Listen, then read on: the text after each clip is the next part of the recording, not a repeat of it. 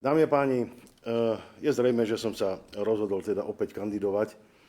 na post predsedu Žilinského samosprávneho kraja, a to samozrejme v dôkladnom zvážení, ale musím povedať, že aj po zhliadnutí ako výsledkov ako predbežného prieskumu, ktorý je naozaj povzbudzujúci.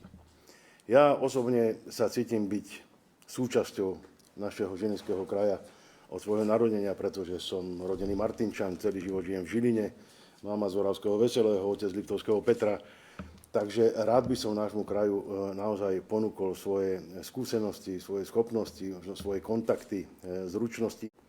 V každom prípade je ale dôležité povedať, že chcem nášmu kraju ponúknuť zmysluplné riešenia, zdravý sedliacky rozum, minimum politiky v tých riešeniach. Som dopravák, to je naozaj pravda, mám obrovskú skúsenosť v tomto segmente a zhodou okolností, a vychádza to opäť z nejakých prieskumov, vychádza to aj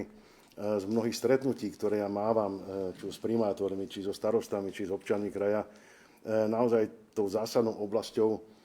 pre ľudí je nedostatočná dopravná infraštruktúra. Tam zohráva teraz svoju úlohu štát pri budovaní diaľnic a rýchlostných ciest, opravách cez prvej triedy, ale pri opravách predovšetkým cez druhej, tretej triedy, pri budovaní nových kruhových objazdov, pri opravách mostov, ako bolo zmienené,